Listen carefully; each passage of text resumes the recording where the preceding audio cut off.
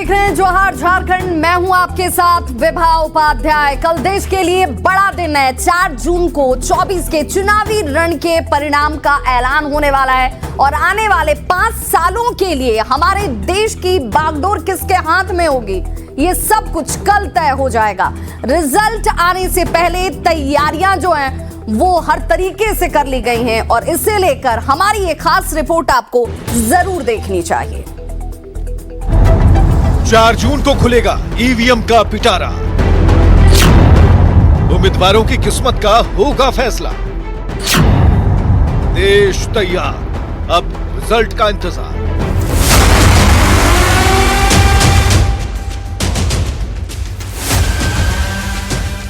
महीनों का प्रचार, ताबड़तोड़ दौरे, अनगिनत सभाएं और ना जाने कितने ही रोड शो। न दावों की कमी हुई, न वादों की। पक्ष हो या विपक्ष, किसी ने भी जनता का दिल जीतने की कोशिश में कोई कोर कसर नहीं छोड़ी।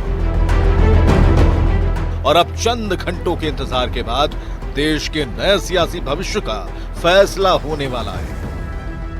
अगले 5 सालों तक देश की बागडोर किसके हाथों में रहेगी, ये 4 जून को तय हो जाएगा।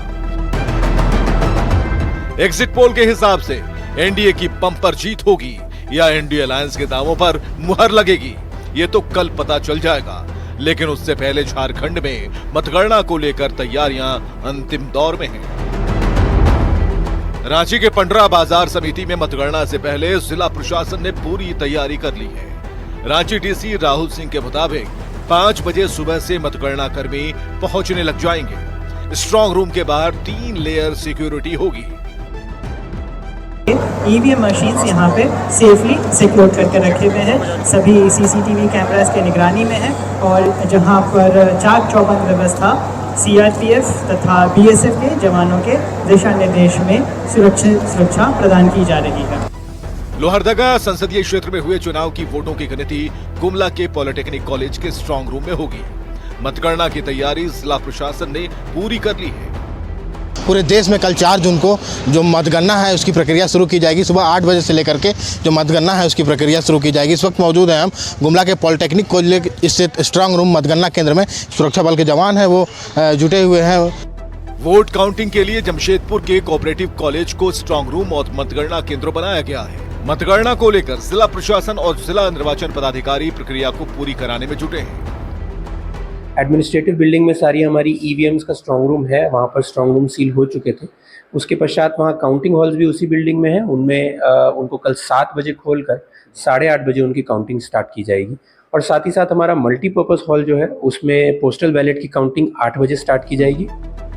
खूंटी के बिरसा कॉलेज परिसर में मतगणना केंद्र बनाया गया है, जहां 23 राउंड में वोटों की गिनती होगी। मतगणना के दौरान सुरक्षा के मद्देनजर मजिस्ट्रेट के साथ पुलिस बल की भी तैनाती की जाएगी। बिरसा कॉलेज में हम लोगों ने मतगणना स्थल बनाया है, जहां पर पोस्टल बैलेट के लिए एक अलग कमरा है और 6 विधानसभाओं के लिए अलग अलग रूम निर्धारित किया गया है। बहरहाल प्रशासन की तैयारी पूरी है। अब इंतजार है 4 जून का, जब 24 के चुनावी रण का परिणाम आएगा। Bureau report, news 18। तो धनबाद के बरवा अड्डा कृषि बाजार समिति में स्ट्रांग रूम बनाया गया और इसी स्ट्रांग रूम में तमाम तैयारियां जो है कल काउंटिंग को लेकर पूरी कर ली गई हैं। जी हां, और यहां पर धनबाद टाउन हॉल की बात करें तो जिला निर्वाचन पदाधिकारी और डीसी माधवी मिश्रा के साथ एसएसपी एचपी जनार्दन ने ज्वाइंट ब्रीफिंग आज की, जिसमें मजिस्ट्रेट, मतगणना कर्मी और पुलिस पदाधिकारी को जरूरी निर्देश जो है वो दिए गए। साथ ही साथ व्यवस्थाओं का जायजा भी लिया गया।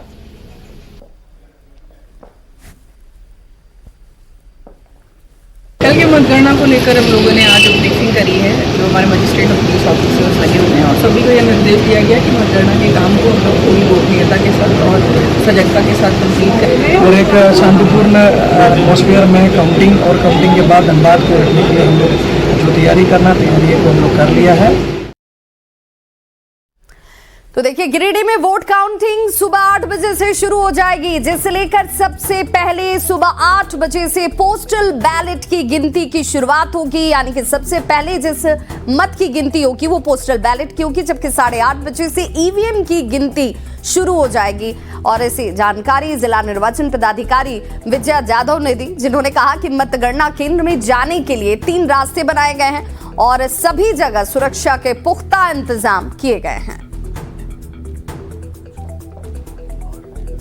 यहाँ बीएसएफ द्वारा और पुलिसकर्मियों द्वारा फ्रिस्किंग की जाएगी। उसके पश्चात 6 जो हमारे मतगणना हॉल है वहाँ पे ARO टेबल के कर्मी और जो मतगणना करने के 2 कर्मी, वो लोगों का यहाँ पे 7:30 उनका मतगणना का काम शुरू हो जाएगा। 8 बजे हमारा पोस्टल बैलेट का काउंटिंग शुरू होगा और 8:30 बजे हमारा ईवीएम का काउंटिंग शुरू होगा। तो देखिए, झारखंड में इस बार जो पोस्टल बैलेट है उससे रिकॉर्ड मतदान हुआ है। यानी कि इसका इस्तेमाल करने वाले अगर वोटों की गिनती कल जब सुबह होगी तो ये अपने आप में एक रिकॉर्ड स्थापित करेगा। कल सुबह 8 बजे से डाक के जरिए पोस्टल बैलेट काउंटिंग हॉल तक पहुंच जाएंगे और झारखंड के मुख्य निर्वाचन पदाधिकारी ने इसकी पुष्टि भी कर दी है। इस बार झारखंड में पोस्टल बैलेट के जरिए मतदान करने वालों का आंकड़ा जो है वो 1,70,000 तक पहुंच गया है। 14 लोकसभा क्षेत्र के हिसाब से हर एक लोकसभा सीट पर 12,000 से ज्यादा पोस्टल बैलेट से मतदान हुए हैं। उसका सभी पार्लियामेंट्री कॉन्स्टिट्यूंसी उसका काउंटिंग करने के लिए अलग से हॉल भी बना हुआ, इसलिए इसी बार पोस्टल बैलेट का काउंटिंग नंबर ज़्यादा रहेगी। पहले से कंपेयर करने के समय में इसी बार ज़्यादा नंबर रहेगी। तो देखिए, जिस पोस्टल बैलेट की गिनती सबसे पहले होगी उसे लेकर बीजेपी उत्साहित है। सिर्फ बीजेपी ही नहीं, इसे लेकर कांग्रेस भी उत्साहित नजर आ रही है। कांग्रेस को भी ये लगता है कि जो बीजेपी है वो चुनाव आयोग के बेहतर प्रयासों से इसको संभव मान रही है कि भाई ये जो कुछ हो पाया है, जिस रिकॉर्ड की हम बात कर रहे हैं, ये सब कुछ हो पाया है चुनाव आयोग के प्रयास की वजह से। वहीं कांग्रेस ने पोस्टल बैलेट की काउंटिंग पहले करने और उसकी घोषणा ईवीएम की काउंटिंग से पहले करने की मांग जरूर की है। और ये सिर्फ झारखंड के लिए नहीं, तमाम जगहों पर इस तरह की मांग को रखा गया है। लोकतंत्र के प्रति जागरूकता को भी दर्शाता है और साथ ही साथ जो चुनाव प्रक्रिया में जो सुधार, रोज नए नए सुधार हो रहे हैं और तकनीक के सहारे जो इसको जोड़ने की कोशिश हो रही है, उसी का परिणाम है कि आज पोस्टल बैलेट की संख्या बढ़ रही है। कि इतनी बड़ी संख्या में मतदाताओं ने जो अपने मताधिकार का प्रयोग किया है, तो ऐसे पोस्टल बैलेटों की गिनती जो है वो मेन ईवीएम की गिनती से पहले होनी चाहिए। तो 24 के चुनावी रण का रिजल्ट आने से पहले सभी उम्मीदवारों की धड़कनें जो हैं वो तेज हो गई हैं। सभी अपनी अपनी पार्टी की जीत का दावा कर रहे हैं। दुनिया के सबसे लोकप्रिय नेता आदरणीय प्रधानमंत्री नरेंद्र मोदी जी को टेंशन दिखा क्या? कोई स्ट्रेस दिखा? नहीं। 45 घंटे उन्होंने ध्यान लगाया और काम पे लग गए। कल 7 बैठकें की। जी बिल्कुल, लग रहा है जैसे कि परीक्षा दे दी है, अब कल रिजल्ट है तो मतलब नर्वस भी हैं पर थोड़ा एक्साइटमेंट भी है, क्योंकि लग रहा है कि अच्छा रिजल्ट आएगा। देश की जनता का विश्वास मोदी जी के प्रति है और लोग ये देख रहे हैं कि आज देश जिस तरीके से आगे बढ़ रहा है, तीसरी बड़ी आर्थिक शक्ति बनाने के लिए लोगों ने कमर कस लिया था और जो 400 पार का नारा था, निश्चित रूप से कहीं ना कहीं आप ये एग्जिट पोल में आप देख भी रहे हैं। तो देखिए, झारखंड मुक्ति मोर्चा महासचिव सुप्रियो भट्टाचार्य ने निर्वाचन आयोग की निष्पक्षता पर सवाल उठाए हैं। और देखिए, बड़ी खबर इस वक्त आती हुई झारखंड मुक्ति मोर्चा की तरफ से निर्वाचन आयोग की निष्पक्षता पर ही सवाल उठाया गया है। पार्टी विशेष के पक्ष में तारीख को लेकर चर्चा की गई है, उनकी विश्वसनीयता पर सवाल खड़ा किया गया है। कहा जा रहा है सुप्रियो भट्टाचार्य, उनकी तरफ से ये बयान आता है जिसमें उनकी तरफ से कहा गया कि निष्पक्षता आखिर संदेह के घेरे में क्यों है। पार्टी विशेष के पक्ष में तारीख तय की गई, उनकी विश्वसनीयता पर इसलिए भी सवाल उठ रहा है, उनकी विश्वसनीयता सवालों के घेरे में आती है। हालांकि निर्वाचन आयोग पर सिर्फ इसी को लेकर, तारीख को लेकर ही सवाल नहीं उठे हैं, कई और विषय रहे जिसे लेकर बार बार ये कहा जाता रहा कि भाई ये निष्पक्ष नहीं चल रहा है, ये निष्पक्ष नहीं हो रहा है।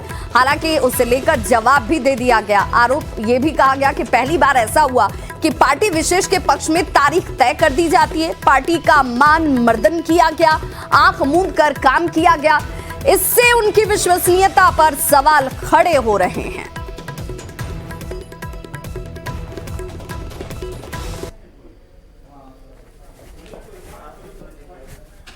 और केवल एक वर्ग विशेष, एक राजनीतिक सोच विशेष के कार्य योजना पर अमली जामा पहनाने का काम किया, लेकिन लोगों ने भी इसका प्रतिकार किया।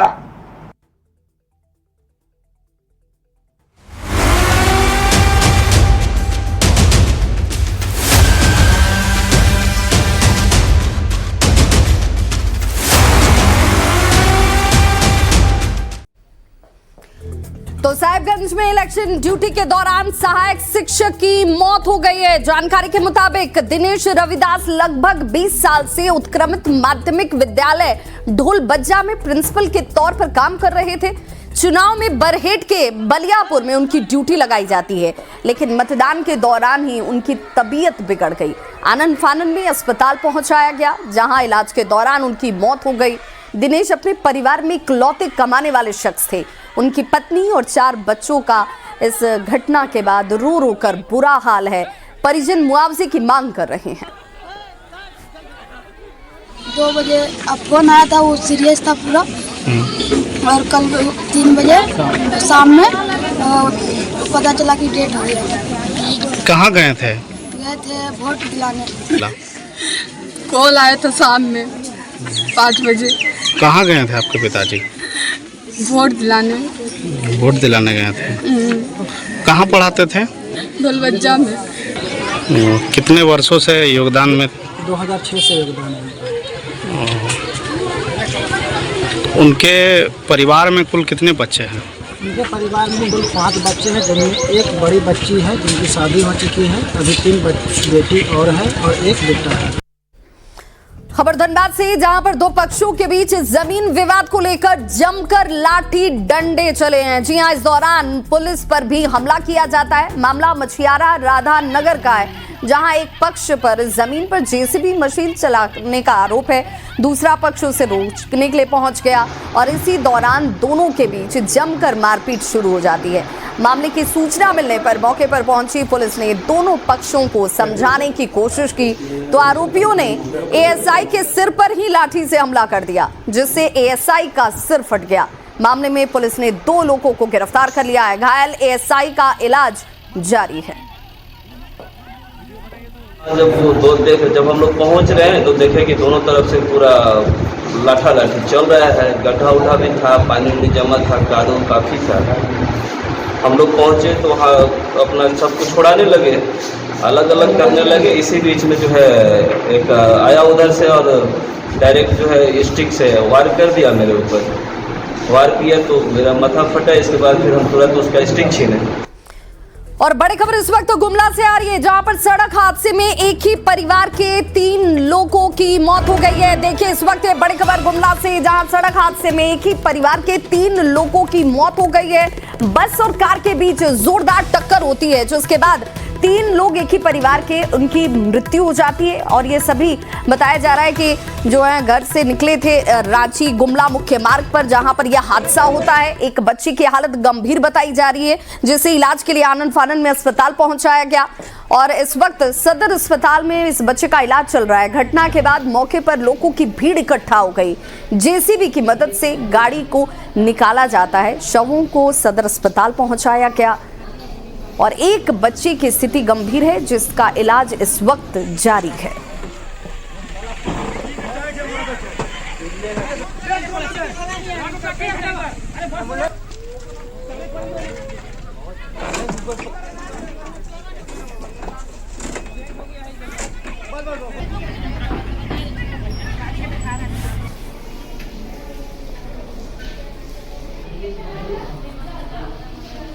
तो इस बुलेटिन में बस इतना ही। चलते चलते नजर डालते हैं इस वक्त के हेडलाइंस पर।